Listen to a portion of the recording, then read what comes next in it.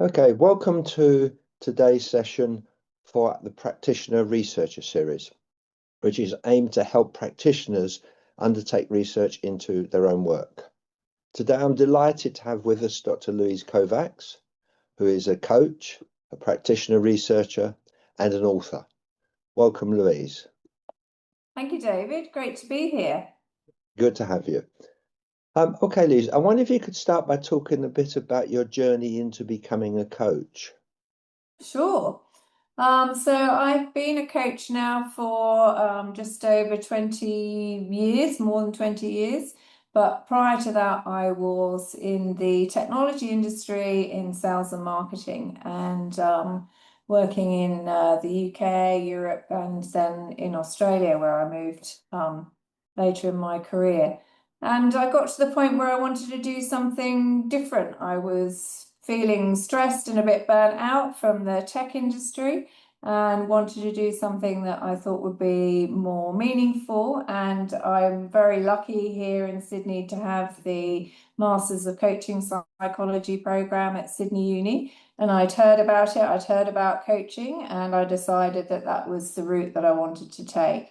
And so that really piqued my interest into coaching and coaching psychology. So I did that master's program 2004 and 2005 I graduated from that.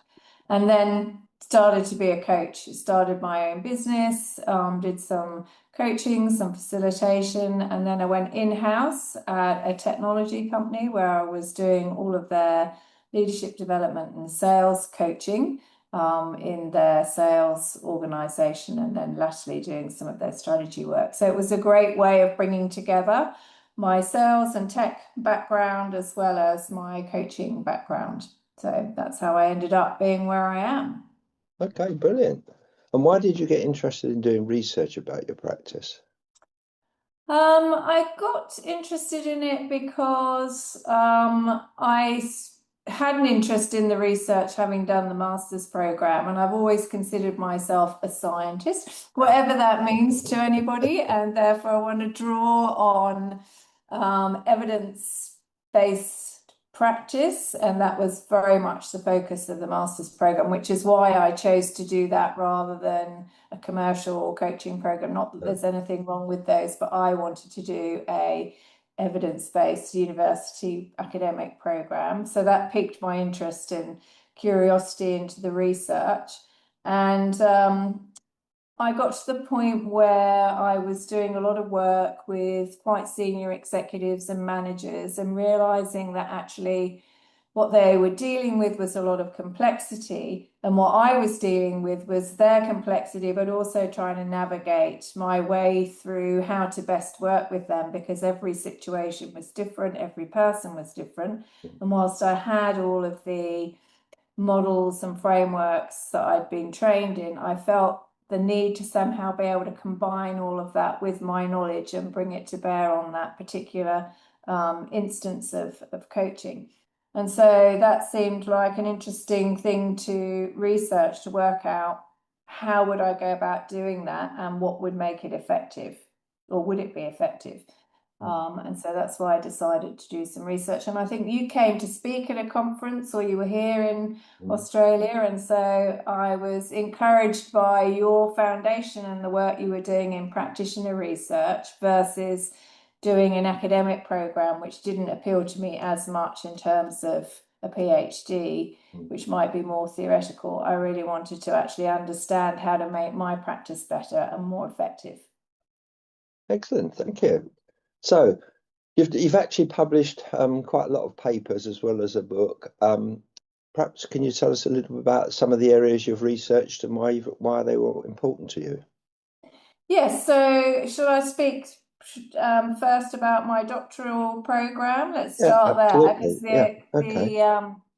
the research articles have all sort of come from that, I think, more than anything else. So in doing my research, I decided that I wanted to understand, as I said, how do I actually go about combining all of this information and designing individualized programs for my clients and helping them get across their complexity and helping me navigate all of that. And so that's where I decided to draw on the work of formulation in coaching as an approach, as a foundational approach to working with complexity and being able to design those individualized programs. And so that's where I started. So I looked at my process around what sort of definitions of complexity were there. So I started with that sort of first research bit about understanding the context and then working out how I was going to do the research. I chose a realistic evaluation approach because having done my sort of reflection on how I saw the world and what sort of perspective I was going to take on my research, I found that the realist evaluation or the critical realism as a philosophical stance resonated the most with me because it really provided an alternative to that duality between the debate between positivism and constructivism. And it really resonated with me. Like I realized there are some things that you can get a sort of concrete answer on, does something work or not? But there's a lot that's socially constructed. And I also had that sense that particularly when you're working in coaching or big organizations, there's a lot that's going on. You can't actually feel or touch or see, but there are definitely structures and mechanisms at work when you're working in any organization or any system, which are having an impact on what you're doing. And for me, critical realism and the realistic sort of evaluation approach gave me a way to make sense of that. So that's why I chose that process. Okay. And yeah. So how did you go about, so kind of having kind of thought about that, how did you go about doing the research? What sort of processes or what was the initially rather what was the kind of purpose you were seeking to understand, and then what processes did you use using that particular perspective of critical realism? So in terms of such as developing an executive's ability to navigate that. And then I asked sort of the questions I asked were around, well, what sort of coaching framework can facilitate me being more effective in those complex coaching assignments? And then running some case studies using the framework that I developed and assessing what were the outcomes of that and trying to get a sense using that critical realist view of what might be some of the mechanisms that made it effective if it was effective. And so those were the questions that I focused on in terms of the research. And then as a design approach, I used very much a phased approach where the first phase was understanding the context. So from a realist evaluation perspective, that is really understanding what is going on in the environment that you're working on. So I interviewed quite a lot of executives about what they were seeing in their world and what made it complex, and also coaches to get their perspective so that we could start to understand what I was trying to coach for, and therefore the outcomes that might be possible.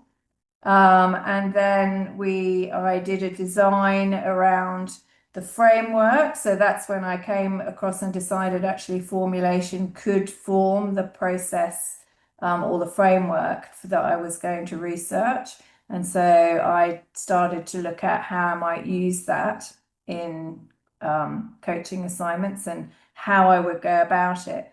And I had some ideas about how it would work, but in order to sort of research it, I needed to actually do it. And so I did a series of 13 case studies. So I had 13 clients and I divided it into two groups. I did 6 in the first group and 7 in the second group, where I used an approach using formulation as my basis for coaching.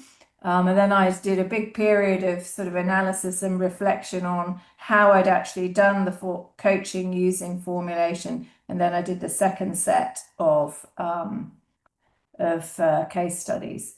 And I used various measures to measure the outcomes, obviously, in terms of I used a 360, well-researched and well-validated 360 to do outcomes. I used interviews with the participants manager and stakeholders, and my own reflections and the coachees' reflections as sort of all the data collection methods to try and tackle not only the outcomes, but what made the coaching effective for them. And so that was, really based on the coachees' reflections as much as anything. It was quite a complicated design, as you can hear. Absolutely, yeah. I made it complicated, definitely. But you had multiple data points you're using, so you're able to compare the different data points, I'm assuming, and try Yes, and so get because it I right. had the outcomes of the in terms of trying to collect the outcomes, I had the 360 results, and then before and after the coaching, and then I had a before and after interview with the client, the coachee, and with their manager. So I was also looking for not just, were they more effective as a leader, or were they demonstrating different leadership behaviors in the 360? I also was asking for actual business outcomes. So yes, we think that they're more effective, but are they actually delivering differently or different things in business outcomes? So that was useful. So I was trying to get different perspectives on what good outcomes look like, and then trying to understand what was going on underneath in terms of the mechanisms of what made the coaching effective for that person in their context, which really is at the heart of that realist evaluation. It's not just trying to say, did it work or not? It's trying to say what made it effective for that person in that context. And so I did a lot of questions around what do you think made it effective for you in terms of the outcomes that we got, and then trying to sort of look at what specific factors might be in their context which would block or assist in the outcomes. So, for example, if you've got a coachee who's highly motivated to address their development needs and a skilled and confident coach, that would be one of the contexts, or a set of context factors. Yeah. And then the mechanism is the creation of the reflective space that opens up the possibilities for change. And then the outcomes that were sort of tracked back to that were changes in thinking and behaving, more effective leadership in some of the decision making, and their ability to make better sense of sort of the complexity that they were working in. So it's just an example of one of those context mechanism outcomes pairings. Excellent. So Configurations, can you tell me a little bit more about how you went about analysing the reflections, your own personal reflections in particular? So my own reflections and the client. So I set up a data metrics where I was looking for themes in those context mechanism outcome configurations.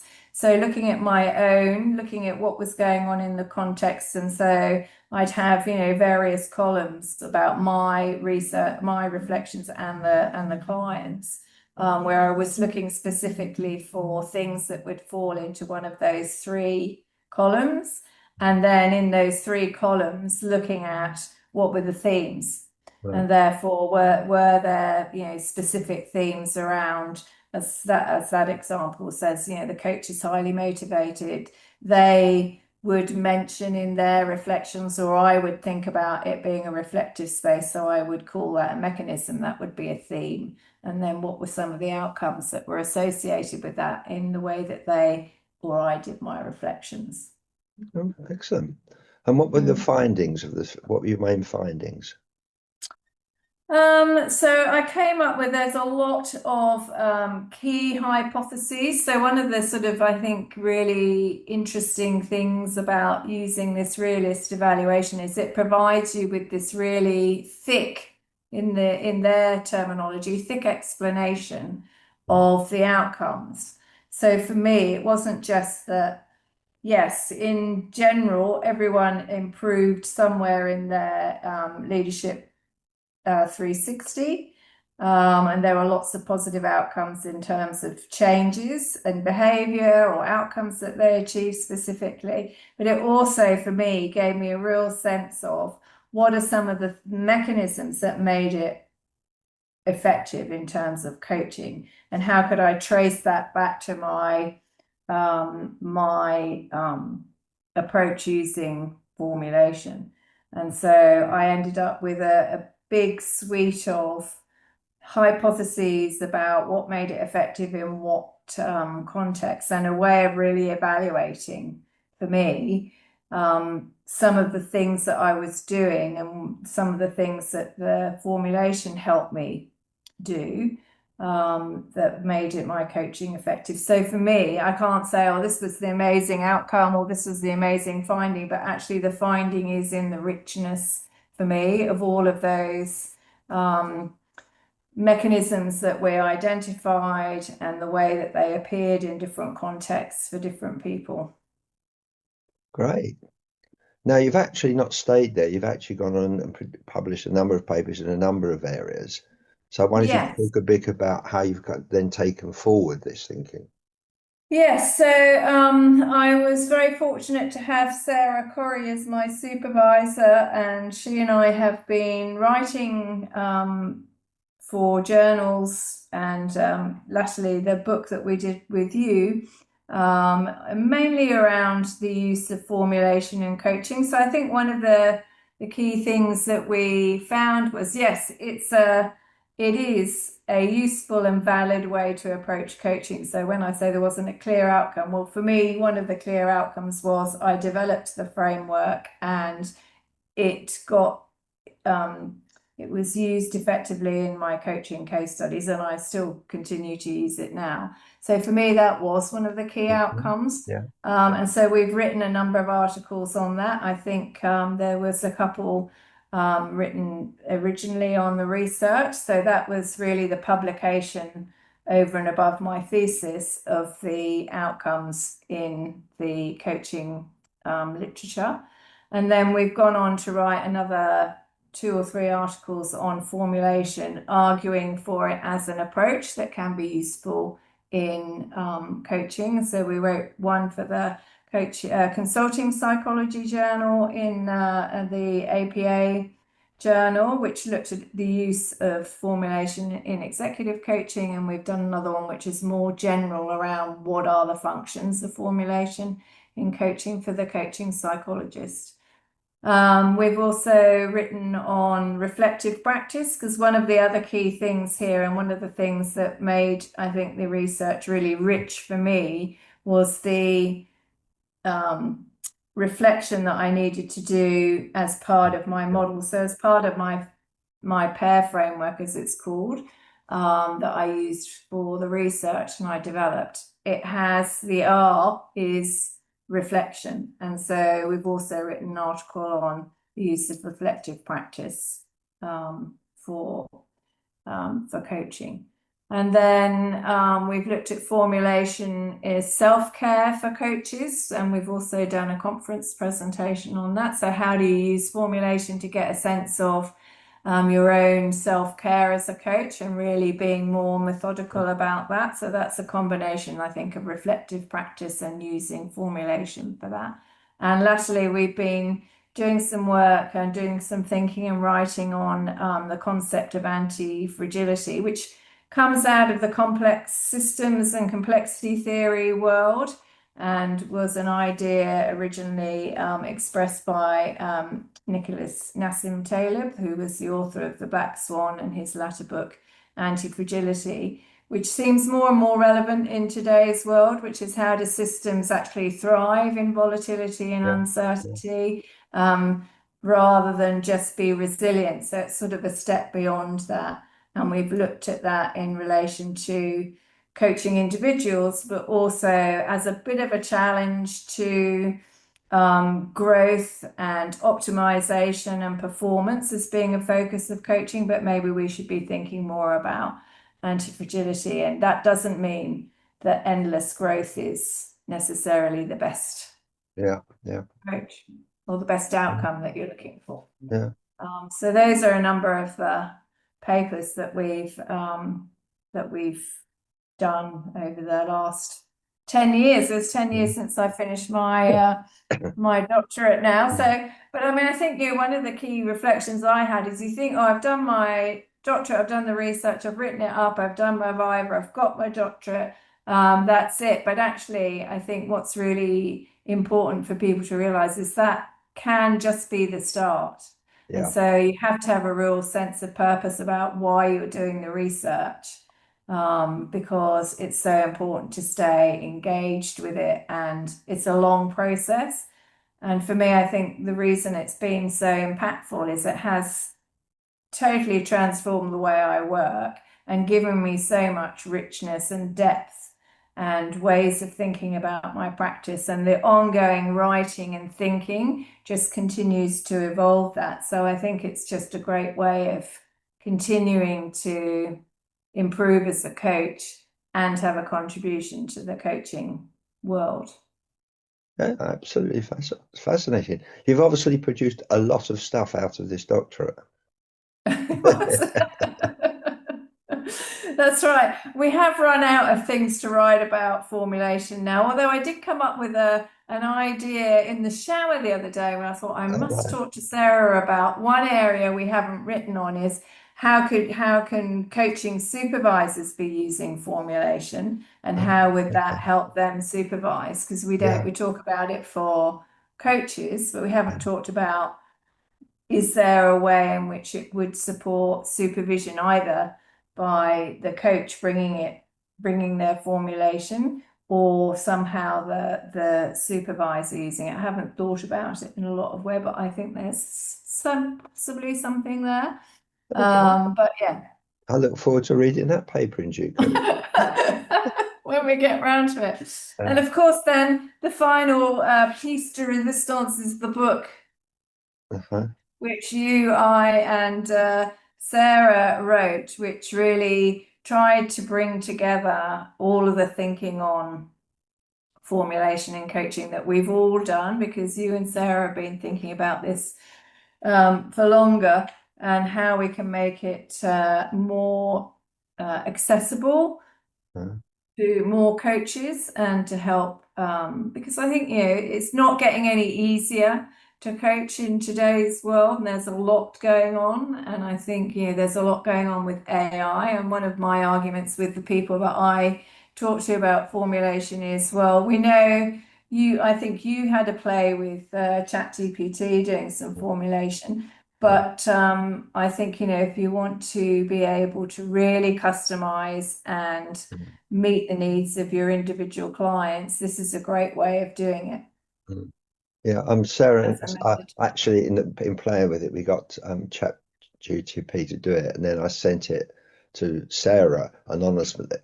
I said, right, if one of your students had produced this, would they pass? Her answer was they would not pass. It was No. way too superficial. There was no depth to it. Yeah, Mm, that's right. So mm, I think there's an opportunity there.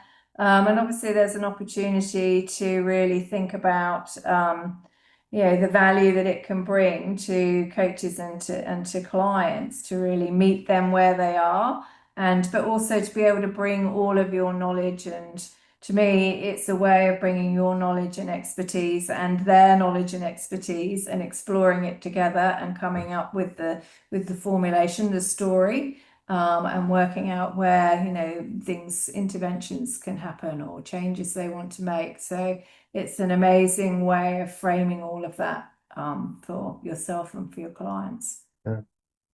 You also talked a bit about kind of the framework you developed, the pair framework. Perhaps you could Yes. explain that a bit. Yeah, so that came from when I was thinking about, okay, I want to use formulation as my framework, but I actually am not a clinical psychologist, so I've got no training in formulation at all, which I think other coaches should be encouraged by. You don't have to be a clinical psychologist to do formulation, because you can use your perspectives to develop that. So I'll come back to that.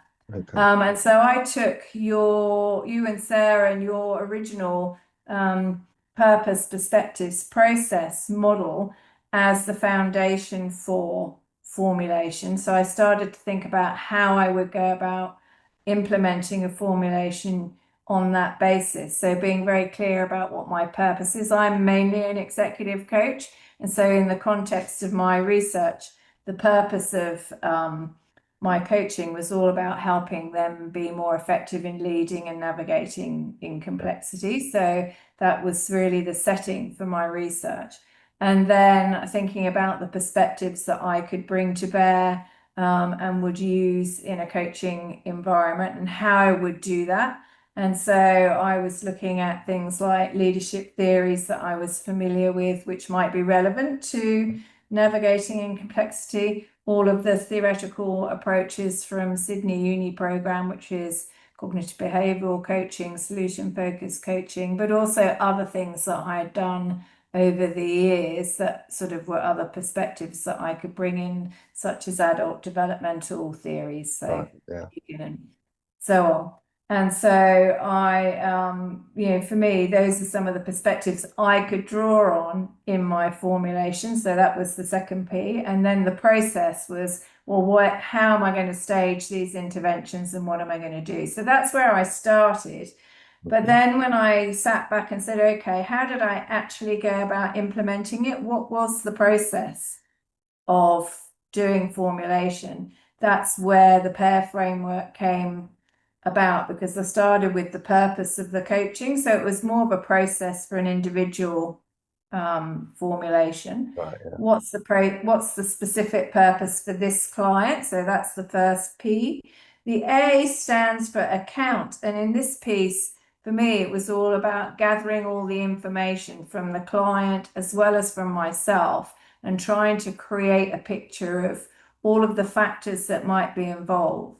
And I actually used a critical realist lens on that as well. So I was trying to think about what I could see, what the client was experiencing, but also what might be systemic factors and mechanisms and so on that be going on in that organization or in that person. So I had two sort of columns in a way, and all of the interactions between those factors that could be leading them to their current situation or could be leveraged for change.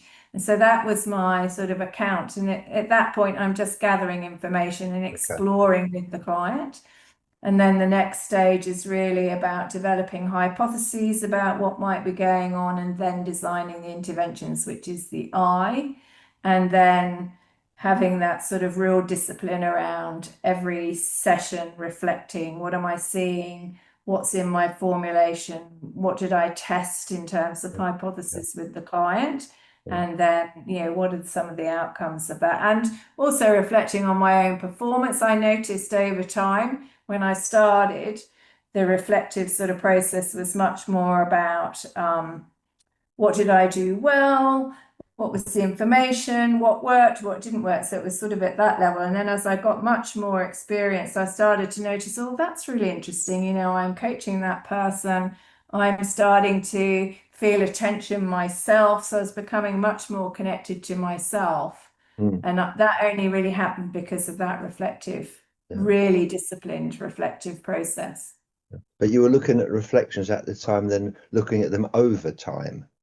Exactly. Yeah. So I was looking at my reflections on the each individual case. So after every session, I would sit and look at the formulation. I do my reflections, but then, over time, I also had a reflective diary where I could reflect on, oh, it's interesting to see. And this was part of my thesis. It was in the thesis as well. I could see how my reflective processes had changed and changed me. Yeah, brilliant. You So mentioned that's the PAIR framework. Yeah. That's really interesting. It kind of provides a kind of nice framing of the approach, clear to follow. Yeah. You So for mentioned, me, it was, sorry, I didn't know how to do it. I didn't know how to do case formulation. And so I really tried things out. And then I had to be really careful about documenting it, reflecting on it, and working out, well, what were all the activities that I did as I was doing coaching using formulation. And so I sort of reverse engineered that back into the PAIR framework after I'd done the first set of case studies to say, these are all the activities that I did. Let me organize those. And I saw reflection as sort of the glue that held all of that together. I don't see it as a step-by-step framework, but more as kind of the spaces that you move in and out of when you're coaching Yeah. and doing formulation as a sort of parallel activity. I think this is particularly important in kind of looking at the way you do the pair framework, that it's not, you don't do this, then that, then that, then that, and that's it. You are actually moving backwards and forwards and using one to check the previous and back, then that whole kind of Exactly. reflection on the reflections piece.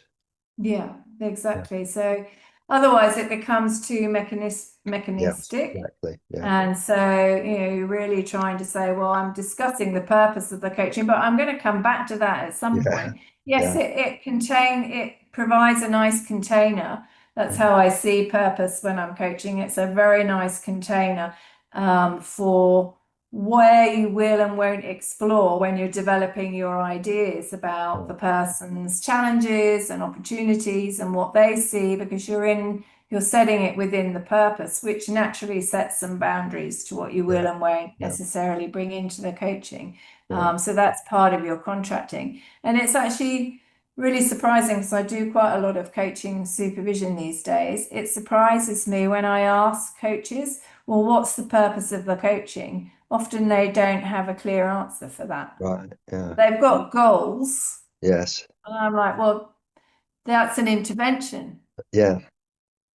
Right, we know that goals are actually quite a strong intervention and really appropriate if you're doing performance coaching or something of that nature, but may not be so appropriate as an Yeah. intervention. So that to me that's very different. Yes. Yeah. So goals might be one potential area you go down, but not necessarily. Not necessarily, because if the Yeah. purpose is much more about I'm trying to find my way in this new role, Yeah. maybe setting some goals around that might be useful, but actually maybe not until you've almost got to the end of the coaching where you might have a really, now you're starting to make sense of this new role, and perhaps the issues more about their identity as a leader, Mm. Yeah. and not so much about their performance right now, but who are they in this new role. I'm not sure that goals would be particularly useful in that Yeah. context. Thanks. Now you mentioned earlier about, you don't have to be a clinical psychologist to do formulation. So I wonder if you can explore that idea a bit more. Yeah. Because I think, if we also go back to using the 4 Ps as it is now, and we can talk a Yeah. bit about that, but the purpose perspectives process model, the perspectives piece is where you can decide, how are you going to, what sort of approaches are you going to use, or what perspectives are you going to use to develop your formulation. They don't have to be approaches from psychology Mm. Yeah. necessarily, because in our book we look at things such as systemic perspectives. We look at working in organizational contexts, and actually then some of the perspectives that we're drawing on are more around leadership theories. And so it doesn't have to be um, clinically oriented or perspectives which are drawn from psychology. It can be other things. So most coaches, even if you haven't got a psych background, if you haven't done, the sort of master's program that I've done, you still have a theoretical base to your work. And I think one of the important things that this encourages is to say, well, map it out, make it explicit. What perspectives are you going to use when you're working with the client? Because you're doing it anyway. I Right. did an Yeah. interesting experiment with my one of my supervision groups, which is generally non-psychologists, ex-business people who are now coaches, and so therefore they don't have the theoretical psychological training necessarily. But I asked them the question of what information do you always gather when you're starting work with a client. Okay. And then from that, I could say, well, that tells me, therefore, what perspectives you're drawing on, even if you're not explicit with them. Yeah. you're actually demonstrating to me the perspectives, because that's driving the questions you're asking. So you're already sort of doing a formulation in your head. I think what you and I and Sarah are arguing is it's valuable to get it out of your head onto paper, or however you want to do it, in conversation with your client, so that you can be much more deliberate about what you're doing and the choices that you're making. Yeah. And of course, it's important to recognize that um, coaches come from many different backgrounds. No one comes into coaching from nowhere. They come from somewhere. So they are bringing that with them. Right. Which brings us to our fourth P. So, Yeah. in the book, Yeah. we all agreed that we were going to move from the 3P purpose, perspectives, process model to the 4P, which is positionality, purpose, perspectives, process. And the reason for that is exactly what you're saying, is that, how you see the world and who you are in the world, and the same applies to your clients, is going to have a big impact on how you approach the coaching. And, some coach education providers had already sort of made that shift, because they changed it to philosophy, Yeah. purpose, process. Yeah. And so in recognition of that, I think, we all discussed that actually positionality should come first, because it does impact all the other elements of the 4P model, and therefore the choices that you make when you are deciding or doing your formulation or using a formulation approach. Mhm. So it doesn't matter, where you come from, what your background is. If you're a business person, probably you're going to have, a different view to someone who's got a psychological training and coming from the psychology background. And I think we've got some examples of that in the book, about how it actually impacts every step of the formulation Yeah. approach. Yeah. So effectively, it doesn't matter which your background is, but you need to do the work to make it explicit how that is influencing the type of questions you ask, the issues you're interested in, etc. Exactly. Yeah, And then, because there's some things that you can't change. We yeah, come from specific backgrounds that, colours how we see the world, and yeah, therefore we can't necessarily change that.